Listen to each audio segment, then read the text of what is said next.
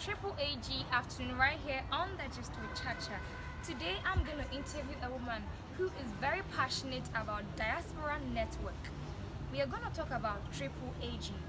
Wondering about what it is the African American Association of Ghana. Join me as we talk to Mrs. Jessica Aivo right here on the show. Kindly join me as we do that.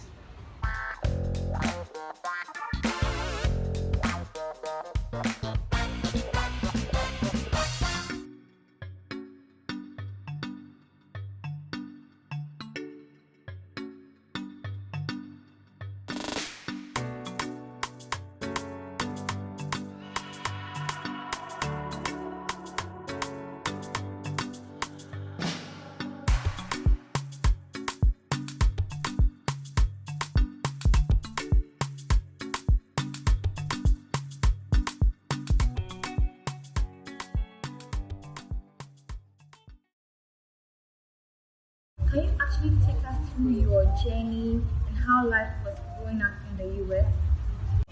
I'm originally from Durham, North Carolina. North Carolina is in the southern part of the U.S. At the time I was growing up, I was born in '57, so same as Ghana. So, at that time, the U.S. was a difficult place, I would say, for Black people. Integration was not a part of our lives as far as blacks and whites going to school together, even going to shops and things like that. Things were quite segregated. So it was a very different time of life in the U.S. from the way it is now. Unfortunately, during the time that I was about 12, schools in the U.S. became integrated, and this in the city that I was from, people of all different races started going to school together. And I also, going to university, one of the first generation of blacks to go to a predominantly white university. It was quite interesting because my mother, who always taught at HBCUs, and I don't know if you know the term HBCU, it means historically black colleges and universities. So my mother was an English professor. And, now there's a lot of pride. I shouldn't say now. There's always been a lot of pride associated with going with the schools that we were only allowed to go to. But my mother encouraged me, not because she didn't think it was good for me to go there, but she said, I want you to take advantage of some opportunities that I didn't have. I was forced to go to the black institutions. She said, now that you have a different opportunity, take it and see how it goes. So it was an interesting time to grow up. It was challenging, but I can't say that anything horrible happened to me. You're just aware that you're a minority and you'll be discriminated against, and that was just a part of life, And it's sad to say that in some ways things haven't changed, but in many ways things are better too. I won't say things are better. They are better, but there are a lot of issues, and the same issues we had back in the day are still a part of life now, and it's because people are really addressing the problems and the concerns that they have. So some of the same challenges still exist this many years. So throughout the journey, you finally moved back to Ghana. You came actually to Ghana for the first time. When you came here, what was the culture shock that you experienced? I think because I had already lived in two countries, the culture shock happened before I came. Because there are a lot of similarities in living in different African countries, but there are also obviously cultural differences. Every country has its language, its culture, its practices. They're quite different in different countries, but they're all different from the U.S. So as I say, I think the culture shock had already happened. I think one of the biggest challenges for Americans coming to the continent is kind of the laid-back attitude of people who tie and things like that. So I think that's one of the biggest challenges. Things just happening, like this. And then you come here, people are taking their time, really enjoying themselves, not too worried about things. It's not that people don't care. There's not that sense of urgency, and there's not as much pressure. I just do things because of all the time. to adapt to this. But when you first start, it's not easy. So I think that's probably one of the biggest challenges. So what is your general assessment of Ghana? I think Ghana is actually a very easy country to live in. People are friendly. It's politically stable. You don't have a high crime rate. So you feel very free to move around, go wherever you want to go. You don't have to fear people because that's something that you do with some other countries, that have more crime. So that's one of those are some of the things I really enjoy about Ghana. It's really feeling free. I feel very free. I feel very free here in Ghana. We are going for a short commercial break, and when we come back, we're going to talk about AAAG and the journey till today. Vivon exhibition is here again. Stand the chance of making your own painting within the exhibition on the beautiful lawns of the Labadi Beach Hotel. Oh yes! Come, let's enjoy stress-relieving art by Amakine, Tebi, Metreyi, Banis, and Boy from the 6th of November to 31st of December 2021. Why are you here all by yourself? What there's an exhibition on? Exhibition? Really? Tell me about it. This program is proudly sponsored by Joy 99.7 FM, Joy News, Studio 7 Cat, and Labadi Beach Hotel. Thank you so much for staying with us, and we are back from that short commercial break. I still have here with me on the Chacha, Mrs. Jessica Ayibo, President of the African American Association of Ghana. So now let's go to the AAAG. You began in 1986. That's correct. 1991 with a few group of expat wives coming together. What was the inspiration behind that? Anytime, I can really relate to that because anytime you move to a new country, even when you enjoy the place, you still miss home. So the coming together just has to do with finding people from home, getting together, talking the way you talk, eating the food you eat, enjoying each other's company. It's a cultural and a social experience, and you miss it when that's not what's around you. So what inspired your gathering together to create this association? As I said, mainly it's social, it's cultural, and there's a big adjustment when you move somewhere you don't know. And it's not even that you have to move to another country to experience that. You don't know your way around. You don't know where to buy things. You don't know where is a good place to eat. Something you be fixed in your house. You don't know who to call. So those are the things. It's a support piece. Coming together to support each other. I see. What did you put together to start the vision? You mean as far as how you came back and you came together? How were you able to persuade them? The initial stages. I think you don't even really have to persuade people. Really, not in the beginning.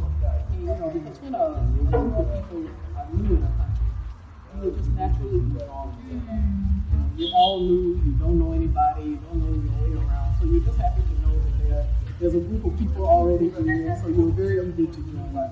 So you really don't even have to encourage them. I think only and it just happens naturally, as we say, organically. I think as organizations become more formal, then you do have to encourage people to join. It's not quite the same because it is a formal organization. Maybe you haven't necessarily met the people in the organization, so you don't know if you're a part of that. It's not just like a social gathering where you come into somebody's house. You're having formal meetings, paying dues. It's not quite the same as just hanging out with a group of friends. Yeah, I think as it becomes more formal, you have to encourage them and be a part of it. I am very certain that you didn't have it as a walk in the park, but as a walk in the jungle. So at the initial stages, what were some of the challenges that you faced? For the African American Association? Yeah, the association. I think, like I said, I think it was just initially just formalizing the process, because you have to go through the whole process of like creating a constitution and determining, okay, what are we really trying to accomplish by creating this organization? Because if you have an official organization, you have to see there's a benefit to belonging other than I'm just hanging out with people I know. So what you have to kind of justify this. What are some of the benefits that comes with being a member of the AAAG? I think one of the big benefits is actually the networking. Because, especially the organization has been in existence for 30 years now. And not even just that the organization has been in existence for 30 years, but, African Americans have been coming here for over 60 years. So you meet people that have a depth of knowledge and experience in this country. You can't be here 60 years, 30 years, really even 10 years without having accomplished something. You figure out how to create a life for yourself, how to make your money, how to live a practice life. And that's what you learn by being a part of the organization. And then we also have activities that are interesting, and we're always trying to expand our network and our cast our net wide, as we say, interlocal and you get a lot from being a part of the organization. Definitely. It's a diverse group. Because there's definitely not just one mindset. There are many different kinds of people, many different political, philosophical beliefs. It's good. You'll definitely meet somebody like yourself. I like-minded yes. coming together. I see. So you just finished you ended the 30th anniversary with a mega event. I actually had the opportunity to be at the two of them, and it was really a celebrity event. How take us to the event and how did you able to put things together to make it possible? We haven't actually celebrated our 30th anniversary. Everything that you've been to is actually leading up to the culminating event. Okay. Yes. Our culminating event is on the 30th of October. And that's our actual 30th anniversary. We were actually formally certified, registered as an organization on the 30th of October of 1991. But the things you've been attending are activities that are a part of the celebration. We've actually been celebrating all year. We've done Juneteenth celebration, we've done Aqua Safari, we've done some service projects with United by Ghana. We just recently had a founders luncheon this last week. So we've been quite busy celebrating in many different ways. It's been a great experience. What is exceptional about the association? What is so exceptional? There are a lot of associations and all that, but what makes AAAG very unique and very great to be a part of? I think definitely, African Americans and our relationship with the African continent is a big complication. I think that's what makes us a very different organization from any of the other organizations. We have a different perspective of life in other continent. We definitely like living. A lot of us want to be citizens. We are, we were taken from our ancestors.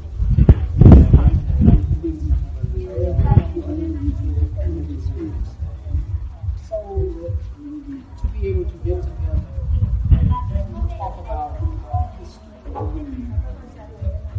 and just experience life together, I think that's what interesting. So what should we look out for in the coming years from AAAG? What are some of the future plans that you have? I think a lot of our focus right now is AAAG. We have so many people returning to the country. That's a big thing. With the president's initiatives for beyond return. One person is year return, and now beyond return is a 10-year initiative to encourage the diaspora to come back to the country. So I think that a lot of our focus now will be on working with a lot of the new expatriates, helping them to really adjust and really embrace citizenship. You know, it's different. When I came to Ghana, nobody was really advocating that I should become a citizen. I had somebody who wasn't living that long ask me, did it 18 years, why aren't you a citizen? And it's interesting because it's only recently that I really started thinking about it. It wasn't something that people were pushing for when I came. You know, some people are citizens, but you know, I was just living my life comfortably. Because you know, I can come and go. I get my visa and it lasts for a few years, and my residency permit, and you know, it was fine. But I think, you know, with the beyond the return, also it's made me see me in a different light. You know, and it makes me want to embrace God. I want to find out how AAAG is contributing to the society, the Ghanaian society. You know, I actually was at the event that happened at Kanda, where you had a partnership with the United Way to donate and do a free medical screening. I was really amazed and I was really inspired. Like, you really deserve an applause for that. But I want to know how Ghana is benefiting from the association, what they're contributing to society. I think you'll be smart. One of the things we're doing as part of our 30th anniversary is looking at the history of the organization and the history of not just the organization, but the history of African Americans, individuals who have come here and what they have contributed. And you would be surprised the things that African Americans have done that basically are unknown. Say, for instance, Nkrumah invited an African American here. He was an engineer. He installed the streetlights in Ghana. The first streetlights in Ghana were actually installed by an African American who set up an engineering firm here. One of the first, there was a couple who came, Dr. Lee and Sarah Lee. They were both dentists.